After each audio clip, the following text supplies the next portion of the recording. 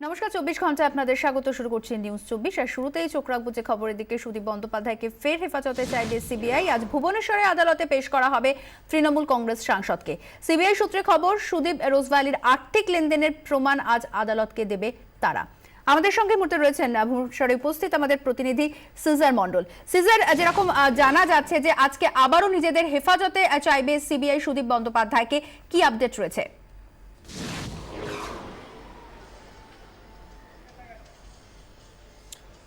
দেখো, এর আগে যখন সুদীপ বন্দ্যোপাধ্যায়কে গ্রেপ্তার করা হয়েছিল এবং তার পরবর্তী আদালতে পেশ করা হয়েছিল, তখন সিবিআইয়ের মূল অভিযোগ ছিল এই তৃণমূল সাংসদের বিরুদ্ধে যে তিনি রোজ ভ্যালির ব্যবসা বাড়াতে সাহায্য করেছেন। জনপ্রতিনিধি হিসেবে প্রকাশ্যে তিনি এমন কিছু বক্তব্য রেখেছেন রোজ ভ্যালির বিভিন্ন প্রকাশ্য মিটিংয়ে, যেখান থেকে মনে করা হয় যে রোজ ভ্যালি একটি বিশ্বস্ত প্রতিষ্ঠান।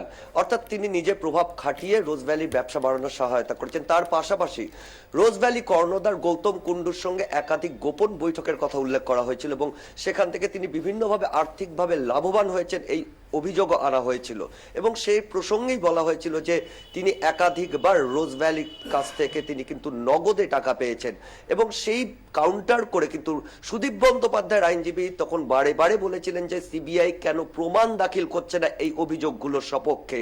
এবং সেই জায়গায় দাঁড়িয়ে আজকেও সিবিআইয়ের আইনজীবীরা জানেন যে আজকে যখন সুদীপ বন্দ্যোপাধ্যায়কে আদালতে পেশ করা হবে, তখন তার হয়ে জামিনের আবেদন করা হবে এবং সেখানে সুদীপ বন্দ্যোপাধ্যায়ের যারা আইনজীবী তারা এই সওয়ালটাই করবেন যে কেন আদালতে কোনো প্রমাণ পেশ করা হচ্ছে না। এবং সেই জায়গায় দাঁড়িয়ে সিবিআই পক্ষ থেকে যে স্ট্র্যাটেজি নেওয়া হয়েছে তাতে খুব পরিষ্কারভাবেই জানা যাচ্ছে, যে ইঙ্গিত পাওয়া যাচ্ছে যে তারা অন্তত দুটো এমন গোপন জবানবন্দি আদালতে পেশ করবেন তাদের সওয়ালের সপক্ষে, যেখান থেকে প্রমাণিত হয় যে রোজ ভ্যালি কর্ণধারের কাছ থেকে নগদে একাধিকবার তিনি টাকা নিয়েছেন নিজের ঘনিষ্ঠ দুই ব্যক্তিকে পাঠিয়ে। আমরা যেটা জানতে পারছি যে কয়েকদিন আগেই সেই দুই ঘনিষ্ঠ ব্যক্তি মোহাম্মদ কালাম এবং আরো এক ব্যক্তি, তাদের এই দুজনেরই গোপন জবানবন্দি রেকর্ড করা হয়েছে খুর্দা আদালতে। এবং সেটাই এই মুহূর্তে সিবিআই পক্ষে সব থেকে বড় হাতিয়ার। এবং সেই প্রমাণকে সামনে রেখেই সিবিআই কৌশলীরা ফের এই সাংসদকে নিজেদের হেফাজতে চাইবেন। তাদের কাছে দুটো বিষয় রয়েছে। এক, তারা সওয়াল করবেন যে সেন্ট জেভিয়ার্সে গৌতম কুণ্ডুর যে ডোনেশন, 71 লক্ষ টাকা ডোনেশন, এবং সুদীপ বন্দ্যোপাধ্যায়ের রেকমেন্ডেশনে সেন্ট জেভিয়ার্সে গৌতম কুণ্ডুর ছেলেকে ভর্তি করা, এই বিষয়টার মধ্যে আরো বেশ কিছু রহস্য আছে। সেই রহস্য ভেদ করবার জন্য এই সাংসদকে ফের জেরা করা প্রয়োজন। এবং তার পাশাপাশি যে দুটো লেনদেন এখন পর্যন্ত পাওয়া গেছে তার বাইরেও আর্থিক লেনদেন হয়েছে, সেই লেনদেনের হদিশ করতে গেলে এই সাংসদকে নিজেদের হেফাজতে নিয়ে জেরা করা প্রয়োজন। এবং সেই কারণ দেখিয়ে তারা 6 দিনের হেফাজত চাইবেন, এমনটাই কিন্তু সিবিআই সূত্র থেকে জানা যাচ্ছে। সিজার, আমাদের সঙ্গে থাকো, ফিরছি তোমার কাছে। তার আগে একবার চোখ রাখবো, যেহেতু এই রোজ ভ্যালি কেলেঙ্কারির তদন্তের এপিসেন্টার এখন ভুবনেশ্বর, তাই সেখানেই রয়েছে যেহেতু তৃণমূল সাংসদ, আন্দোলনকেও তৃণমূল তাই সেখানেই করতে চলেছে। আন্দোলনকেও এপিসেন্টারে নিয়ে গিয়ে ফেলতে উদ্যোগী এবার ঘাসফুল শিবির। মঙ্গলবার লোয়ার পিএনজি এলাকায় প্রতিবাদ সভা করবে তৃণমূল কংগ্রেস। আমাদের সঙ্গে রয়েছেন সেখানে উপস্থিত আমাদের প্রতিনিধি সিজার মন্ডল। সিজার, খুব স্বাভাবিকভাবে আন্দোলনকে এবার সেখানেই তারা আরো জোরালো ভাবে করতে চাইছেন ঘাসফুল শিবির, সেই বিষয়ে বা কি খবর পাওয়া যাচ্ছে?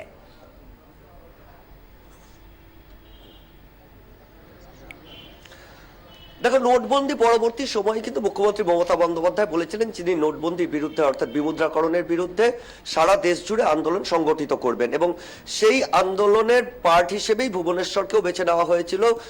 ওড়িশার রাজধানীতে তারা আন্দোলন করবেন, কিন্তু তারপরে দ্রুত অনেক পট পরিবর্তন হয়ে গেছে। রাজনৈতিক পট পরিবর্তনের মধ্যে সব থেকে উল্লেখযোগ্য যে তার দলে দুজন সাংসদকে সিবিআই গ্রেপ্তার করেছে রোজ ভ্যালি কাণ্ডে। এবং সব থেকে তাৎপর্যপূর্ণ, সেই দুই সাংসদই এই মুহূর্তে কিন্তু ভুবনেশ্বরে রয়েছেন। একজন ভুবনেশ্বরে ঝাড়পদা জেলে রয়েছেন, অন্যজন ভুবনেশ্বরেই সিবিআই হেফাজতে রয়েছেন। সেই জায়গায় দাঁড়িয়ে এই পূর্ব পরিকল্পিত যে অনুষ্ঠান, পূর্ব পরিকল্পিত যে বিক্ষোভ কর্মসূচি, তার সঙ্গে কিন্তু এটাও যোগ হয়েছে রাজনৈতিক প্রতিহিংসার ইস্যু। কারণ এর আগে যেটা নোটবন্দির বিরুদ্ধে যে আন্দোলন ছিল, সেটা এই মুহূর্তে কিন্তু এই দুই সাংসদের গ্রেপ্তারির পরবর্তীতে তৃণমূল শিবিরের যে বার্তাটা, যে এটা রাজনৈতিক প্রতিহিংসা চরিত করতেই কিন্তু এই গ্রেপ্তারি, এই সিবিআই কে ব্যবহার করা। সেই জায়গায় ভুবনেশ্বরে আগামীকাল যে ধর্ণা হবে লোয়ার পিএমজি মার্গে, সেটা কিন্তু আলাদা একটা মাত্রা যোগ করেছে। কারণ যখন এই ধর্ণা হবে সেই সময় কিন্তু তার দলের, মমতা ব্যানার্জির দলের দুই সাংসদ ভুবনেশ্বরে হয় সিবিআই কাস্টাডিতে, তা হয় জেল কাস্টাডিতে। সেই কারণে আগামীকালের এই ধর্ণা একটা নতুন মাত্রা আনবে বলে মনে করছে রাজনৈতিক মহল। সিজার আপাতত ধন্যবাদ, আবারও এই বিষয়ে তোমার থেকে আমরা জানতে থাকবো। কথা বলে আমাদের প্রতিনিধি সিজার মণ্ডলের সঙ্গে।